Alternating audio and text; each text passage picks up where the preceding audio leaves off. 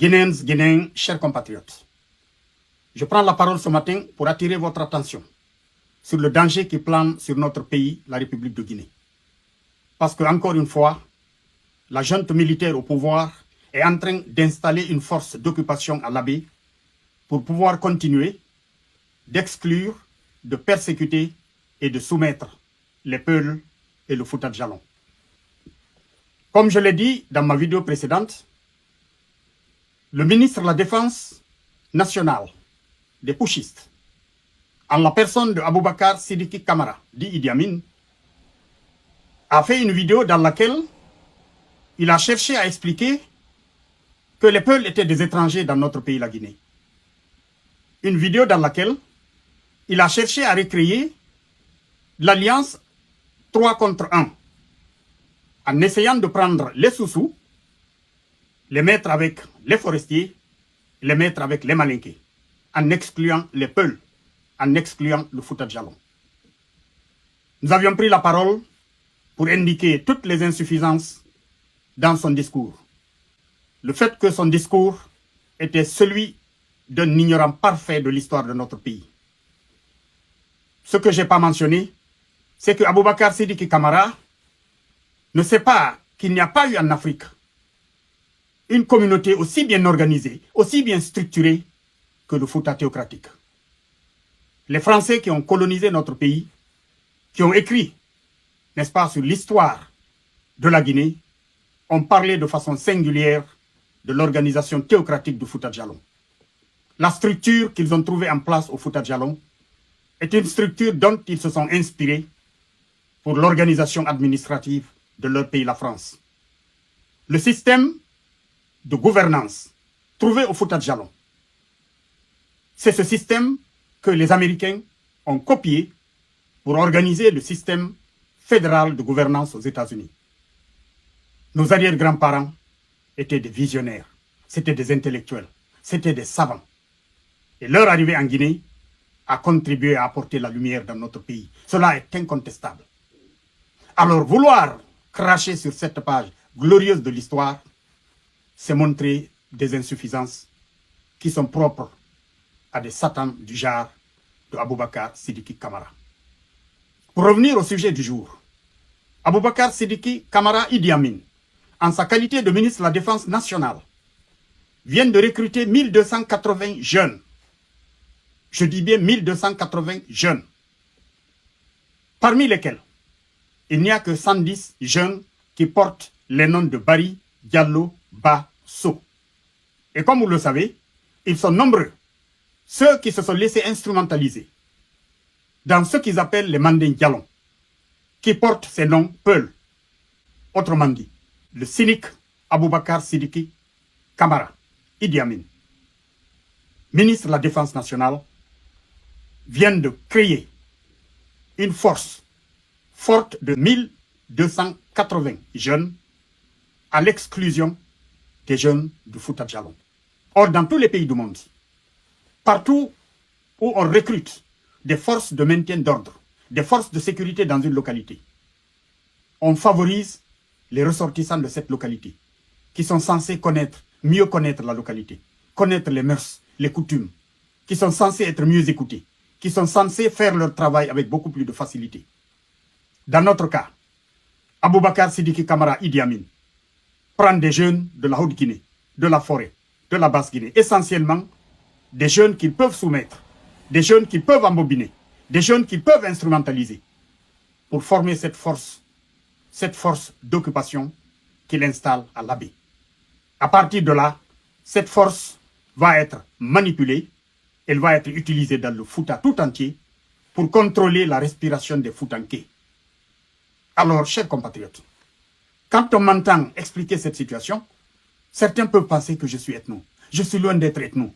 S'il y a un Guinéen équilibré de par ses relations, équilibré de par sa naissance, c'est bien Mohamed Souli Bari. Parce que si je suis descendant des Almamis du Fouta Djallon, du côté de mon père et de ma mère, ma grand-mère maternelle est Malinké. Elle est d'un père Malinké et d'une mère Djalounka. Mes oncles maternels sont des Kondé, des Kamara, des Doumbouya, des Keita. Alors je n'ai aucune raison d'être ethno. Mais nous ne pourrons stabiliser notre pays que lorsque nous comprendrons que nous devons nous lever tous ensemble, tous les Guinéens ensemble, pour refuser qu'un groupe de malhonnêtes, d'ethnos, nous manipule les 13 à 14 millions de Guinéens, qu'ils nous soumettent, qu'ils nous exploitent, qu'ils nous asservissent. Nous devons le refuser systématiquement. Nous devons comprendre qu'il n'y aura pas de paix et de sécurité dans notre pays, aussi longtemps qu'il n'y aura pas de justice dans notre pays. Nous devons refuser d'être commandés à vie par des militaires qui n'ont rien dans la tête. Un gouvernement de transition n'a pas vocation à créer la division au sein du pays. Un gouvernement de transition a vocation de renouveler les institutions, d'organiser des élections libres et transparentes et d'assurer le retour à l'ordre constitutionnel et de passer le témoin à l'élu du peuple et de retourner dans les garnisons. Le colonel Mamadi Doumbouya et son équipe n'ont pas l'intention de quitter le pouvoir.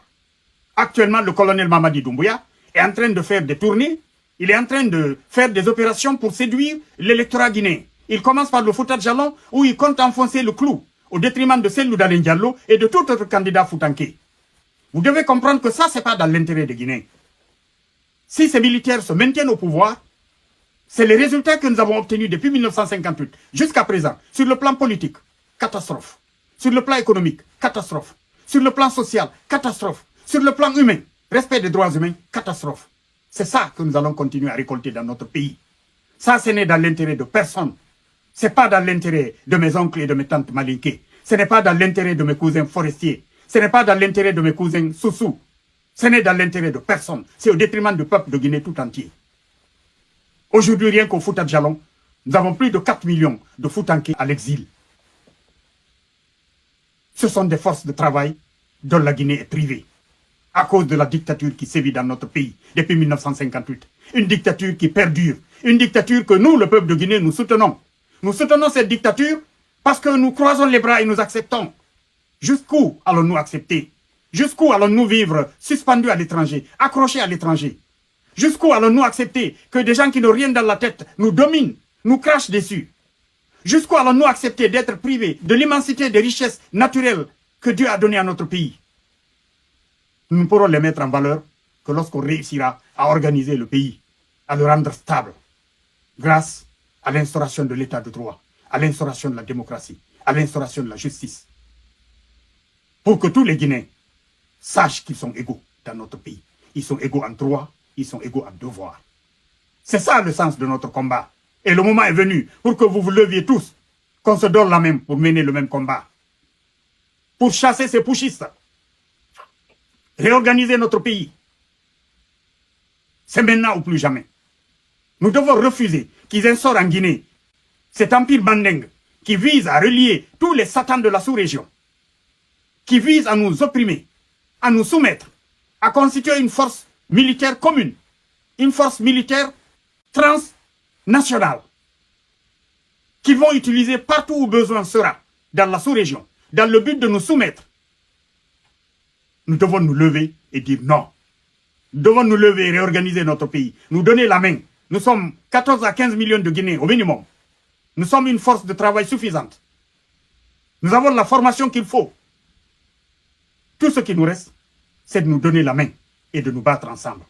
Levons-nous ensemble, battons-nous pour faire de la Guinée un pays vivable. Pour faire de notre pays un pays attractif, où les investisseurs pourront venir. Les investisseurs ne mettront jamais leur argent dans un pays instable comme la Guinée, dans un pays corrompu comme la Guinée. Parce que l'investissement a peur de la corruption, l'investissement a peur de l'instabilité. Je compte sur vous. Levons-nous, c'est le moment. Vive le peuple de Guinée, vive la République. Je vous remercie.